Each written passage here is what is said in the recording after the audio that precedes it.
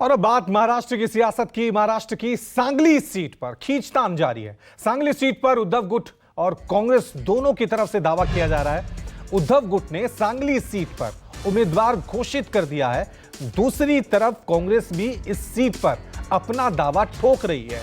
उद्धव ठाकरे की तरफ से उम्मीदवारों की घोषणा कर दी गई है। उनकी तरफ से कह दिया गया है कि हम कुल 22 सीटों पे चुनाव लड़ेंगे। अभी 16 से 17 सीटों की घोषणा हो गई है, लेकिन इस पर अब कांग्रेस ने कई सीटों पर ऐतराज जता दिया है। चलिए इस खबर पे और ज्यादा जानकारी के लिए सीधा रुख करते हैं मेरे सहयोगी राहुल का। राहुल, एक बार फिर हम देख रहे हैं सीट शेयरिंग को लेकर उद्धव ठाकरे और कांग्रेस के बीच खींचतान। क्या पेच फंसा हुआ है सांगली सीट पर?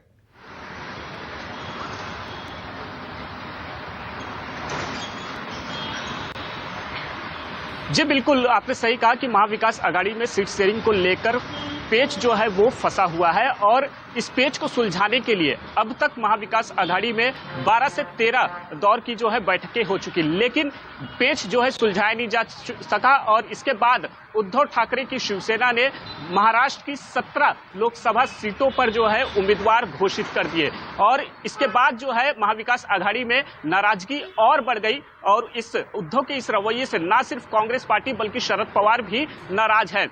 विवाद जो है सांगली सीट को लेकर है। सांगली सीट पर जो है शिवसेना यूबीटी ने चंद्रहार पाटिल को अपना उम्मीदवार घोषित कर दिया, जबकि कांग्रेस भी जो है इस सीट को लेकर अपनी दावेदारी जो है वो कर रही थी। और इसके अलावा मुंबई की दक्षिण मुंबई की लोकसभा सीट है, वहां पर भी कांग्रेस ने अपनी दावेदारी नहीं छोड़ी थी, लेकिन वहां से भी शिवसेना यूबीटी की ओर से अरविंद सावंत को जो है उम्मीदवार बनाया गया। इसके अलावा एक और सीट है मुंबई की उत्तर पश्चिम लोकसभा सीट, यहां से भी कांग्रेस के जो है संजय निरुपम सीट को लेकर दावेदारी कर रहे थे, लेकिन वहां से भी शिवसेना यूबीटी ने अमोल कीर्तिकर को उम्मीदवार बनाया, जिसके बाद ये नाराजगी और बढ़ गई। और गुरुवार के दिन मुंबई के ट्राइडेंट होटल में करीब महाविकास आघाड़ी के नेताओं की 4 घंटे तक बैठक चली। इस बैठक में शरद पवार मौजूद थे, उद्धव ठाकरे मौजूद थे, कांग्रेस पार्टी से बाला साहेब थोरात मौजूद थे और पृथ्वीराज चौहान भी, पूर्व मुख्यमंत्री महाराष्ट्र के, वो भी मौजूद थे।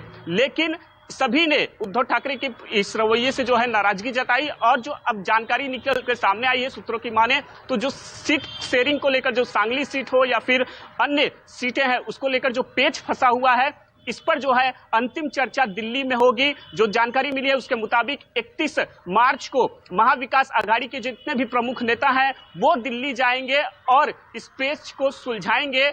विवाद पर जो है चर्चा की जाएगी। उसके बाद 3 अप्रैल को मुंबई में महाविकास आघाड़ी की एक संयुक्त प्रेस कॉन्फ्रेंस जो है वो आयोजित की गई है, जिसमें सीट शेयरिंग को लेकर जो है वो घोषणा की जाएगी। जी हाँ ठीक है, लेकिन अभी भी हम देख रहे हैं राहुल की, क्योंकि बिहार में देखो वहां भी कांग्रेस और आरजेडी के बीच खींचतान फंसी हुई है। महाराष्ट्र की सियासत में भी ये खींचतान बची हुई है। ये मामला सुलझ भी पाएगा क्योंकि अब उम्मीदवारों की घोषणा हो गई है।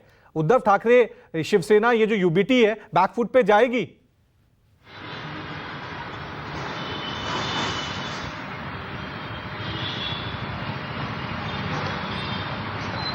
जी बिल्कुल, कहीं ना कहीं कुछ ना कुछ समझौता जो है, अगर इस विवाद को सुलझाना है तो वो करना पड़ेगा। अभी कल ही शिवसेना यूबीटी ने अपना उम्मीदवार जारी करने के बाद सांगली सीट से जो है कांग्रेस के जो संभावित उम्मीदवार थे विशाल पाटिल, उन्होंने ट्वीट करके शिवसेना यूबीटी को निशाने पर लिया है और उन्होंने साफ साफ इशारा किया है कि वो वहां पर बागी होकर भी चुनाव लड़ सकते हैं, क्योंकि उन्होंने कहा है कि सांगली की लोकसभा सीट जो है कांग्रेस की है और वो हमेशा कांग्रेस की ही रहेगी। उसके बाद बैठक जो है वो मुंबई में आयोजित की गई।